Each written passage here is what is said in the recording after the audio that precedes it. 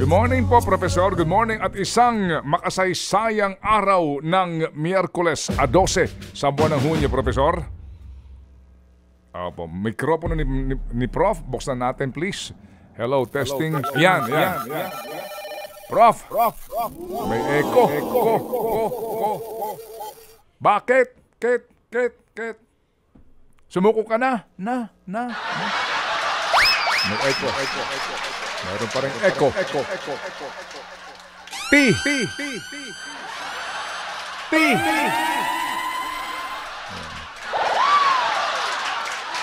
Prof, good morning.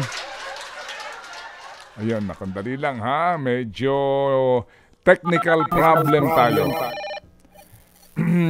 Restore mo nyo si Professor. Tapos meron tayong gantong mga uri ng mga... Uri.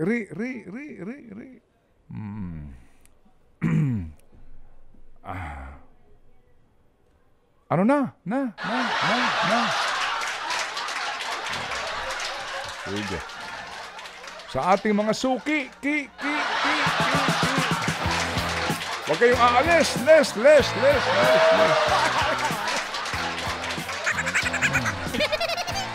Sulit TV time check. Nakatatlo tayo kanina, ha? Sige, try natin kung maihahabol natin ang ating winner for today. Yung binabanggit ni Professor Alvin, ha, na baka daw tayo maging next Cambodia. Kasi nga, nung una, di ba may reports na nagdagsaan sila dito kasi nagkaroon ng parang operasyon laban sa mga pogo na ito. Yung nga, misnomer, hindi na bagay, hindi na sakto yung pangalan niya. Talagang internet scam hub na ito. Ang sinasabi lang daw po, yung nga, sa atin, internet gaming licensee. Binago ho nila. Internet gaming, sugal po gamit ng internet. Pero ngayon, kung ano-ano na hong panlolokong ginagawa, gamit nga ang internet. So hindi na bagay itong IGL o Pogo na itawag nga dito. Pero ito pinagkakakitaan talaga ng pagkor. Professor? Pagkor na naman. Professor? Nako. Good morning! Easy. Easy naman talaga tayo. Bawal hello, bawal kaya ma-stress. Opo. Kakapayo lang sa atin ni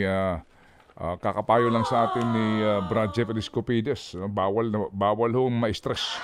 Easy. Bukas mga kapatid, ang ating pong tampok sa Think About It, ito nga pong tungkol sa Pogo na ito. Yung sinasabi kanina naman ni Professor Alvin ay dahil daw sa merong parang, tama bang pagkakaintindi ko doon, conflict of interest na rin. Kasi nga naman, meron daw ho siyang mga kasama sa gobyerno. At Tama mga sinasabing supporter na nasa likod ng Pogo operation. POGO? Parang hindi yata mahirap hanapin yun. Tama. Professor, good morning, Professor. Makasaysayang umaga ulit, Ted. At kung nandyan pa si Angela, no? Si Angela, wala na. Lumisan na siya. Oo, lumipad na yung angel.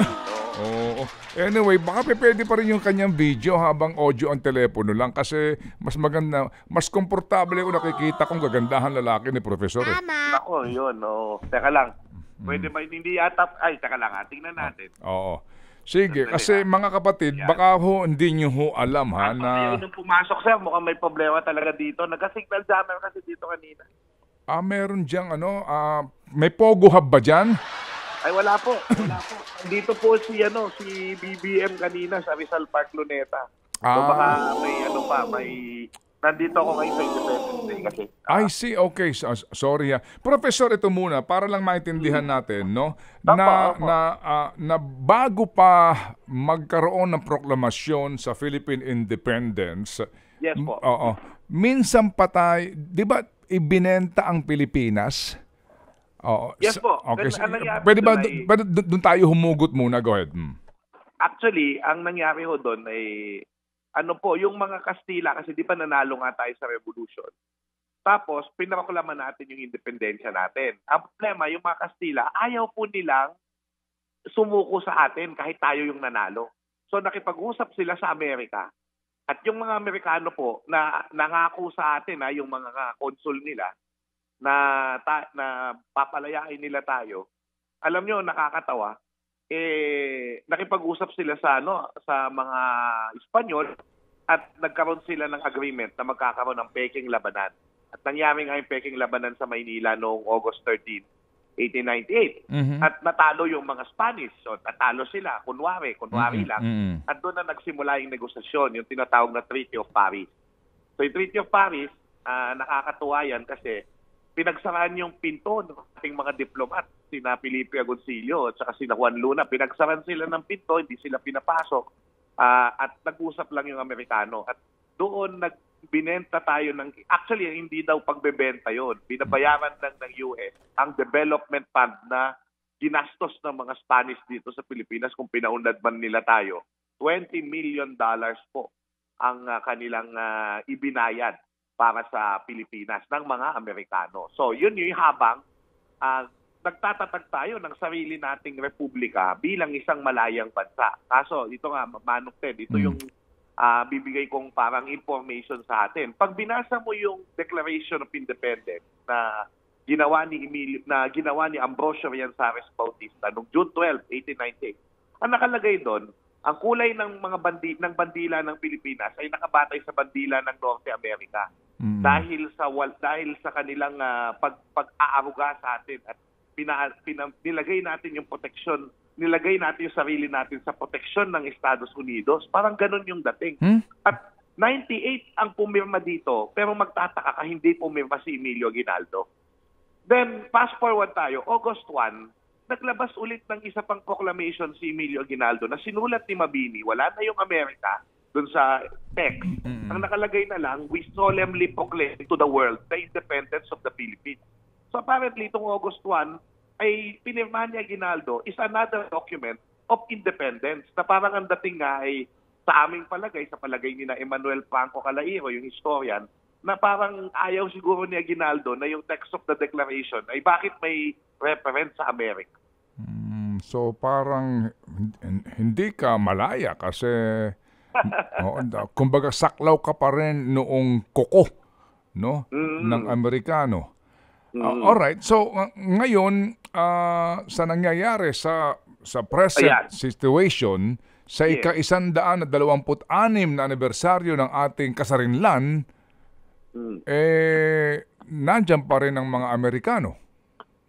Opo, in fact, yung WPS, yung West Philippine Sea, ay isa lamang maliit na bahagi ng isang mas malaking tunggalian sa tinatawag na First Island Chain. Pwede yung hanapin to ng mga viewers natin. First Island Chain, i-google nyo yan.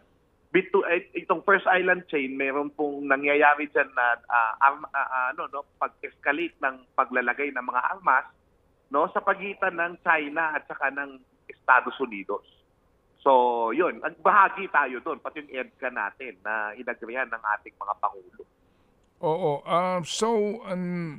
Professor, hindi naman din maitatanggi na ang isang bansang tulad ng Pilipinas na wala naman talagang kakayahan na depensahan ang kanyang sarili dahil sa pamamagitan ng mga armas at mga gamit kung sakasakaling merong marahas na pananakop, sasandal sa mga bansang tulad ng Amerika kasi nga ang China, ang China ngayon ay malaking banta sa ating national security. Totoo po yun. Kaya may mutual defense treaty tayo with America. Ang problema lang, parang hindi pa natin yan nasusubukan. Kasi ang nangyayari po ay, ang tanong kasi dyan, maaasahan. Ang tanong kasi dyan ay, Professor, naputol tayo. Technical problem po ngayon ang ating kinakaharap at kami po humihingi ng pangunawa sa ating pong mga tagapakinig at mga manonood kasama na si Professor Lord De Vera. Okay. Prof! Good morning! Sige, so tawagin natin si Lord para maging maganda ang ating pagsasalin lahi. Panayan po kay Professor Chow Chua. Itong punto, dalawa pala yun, yung declaration. Dalawa. Merong isang pro-American at isang pro-China. Hindi. Wala nang bahid ng Amerikano. Professor, may binabanggit ka? Go ahead please. Naputol tayo. Kailangang makita natin dito na nandun pa rin tayo sa tunggalian ng mga superpower. Naiipit pa rin ng Pilipinas. At ang mangyayari dyan ay, ano ba yung interest ng Estados Unidos? Doon lang siya tataya. Kasi kung nakita mo naman sa Ukraine, di ba, nag-gera sila with Russia, supposedly may support ng US, pero hindi direkta. Meron lang mga perang pinapadala. So, sa atin, may mutual defense treaty tayo. Supposedly, pag pumatake ang China, revest bakan tayo. Pero hindi pa natin nasubukan yan. Maaasahan ba natin ang Estados Unidos? Yun yung katanungan, malaking katanungan sa akin. Kasi, nung World War II, iniwan din nila tayo. Although, binalikan din naman tayo. Pero, may ganyan. Kailangan i-weigh natin yun. Oo, bumalik sila, pero ang dami na nating casualties, no? Oo, Opo. Napakarami na. Nung bang panahon na inilalatag nila Emilio Aguinaldo at ang ating mga ninunong bayani, meron na bang 9-dash na line ng China nun? Ay, wala pa ho. Kasi, tandaan natin, yung 9-dash line na yan, na ngayon ay 10-dash line, 1947 nang inintroduce siya ng Kuomintang government, bago pa yung Communist government, sa China. At sa lahat ng mapa po nila noon, lahat ng mapa, ang dulo lang po ng China ay Hainan Island. Yan po ang ano dyan. At samantalang, yung mga Scarborough Shoal na yan, ay bahagi na ng mga mapa ng Pilipinas kahit nung panahon ni Emilio Aguinaldo. Oo, kasi nga ito rin mga mapang ito ang iniharap bilang ebidensya ng Philippine Panel doon sa Arbiter Tribunal, na alala ko. Ito mga mapang ito na hawak natin. O sige, napakainam nitong ating diskusyon na ito. Ngayon ko lang napagtanto, itong dalawa pala yung Declaration of Philippine Independence. Oo, parang nagdoble pa kay Emilio Aguinaldo. Although marami din kasi tinuturing ko rin na Declaration of Independence yung sigaw sa Balintawa. Declaration of Independence yung kay Jose P. Laurel nung nagkaroon tayo ng Japanese-sponsored government. At yung isa pang Independence Day natin, of course, yung July 4, 1946. Ito yung Philippine-American Friendship Day. Yes, opo. Na yun yung talagang parang, sa totoo lang, yun talaga yung Independence Day natin na tayo ay ni-recognize ng mga bansa sa daigdig. Okay, and then yung pagwagayway ng bandila ng Pilipinas, June 12, 1898, sa Kawit, Cavite. Yes po. Sa bahay po niya, Aguinaldo mismo yan, sa gitnang bintana. Nung bang panahon na yan sa Kawit, meron ng Island Cove? Ito nga yung masaya dyan, di ba? Alam niyo po yung Island Cove na yan, di ba? Dyan po nangyari yung tinatawag na Battle of Binakayan. Ang Battle of Binakayan, yan po ang isa sa pinakamalaking victory ng Katipunan sa Cavite noong panahon ng Revolusyon. At nandun mismo sa harap ng Island Cove ngayon, di ba, papasokan yung Island Cove, may tulay doon, papunta doon sa isla. Doon sa harapan po noon, nandun ang monumento ng mga ninuno natin na lumalaban. No? Parang ang dating nga, pag nakita mo yung monumento ng Battle of Binakayan na sila'y lumalaban at nagtatagumpay noon sa Espanyol, parang ang dating, kaharap po nila yung malalaking building ngayon ng Pogo. Pero wala pang reclamation nung kasi itong Island Cove reclaimed area ito eh. Ay, wala pa ho. Wala Beach pa. kasi yan noon. Beach yan noon. Hindi ko alam kung nakakuha ng ECC yun noong mga panahon. Anyway, sige. So, Professor, sandali lang ito. Nung bang panahon na iyon, isa ba sa mga nandoon sumaksi sa pagwagayway ng bandila si JPE? Ay, actually, hindi lang ho yan. Pati yung Battle of Mactan, naroon siya. So, talagang naabutan niyo talaga yan. Naabutan niyo yan. Okay. Sige. Kasi ang alam ko lang dito, nag-cover nun, live, ay si Kuya Al Mendoza. Yan. Okay. Professor, salamat na marami. Mabuhay ka, ha? Ay, salamat po sa ginagawa nyo. Ang malayang pamamahayag po ay isang indikasyon ng malayang Pilipinas. Mabuhay po kayo, kakanted. Apo, thank you very much, Professor Chow Chua. Isa po sa ating mga kinikilala at ginagalang na historiador. Yan, historian. Ted Filon at DJ Chacha. Ngayon, nasa Radyo 5, 92.3 News FM. Monday to Friday, 6 to 10 a.m.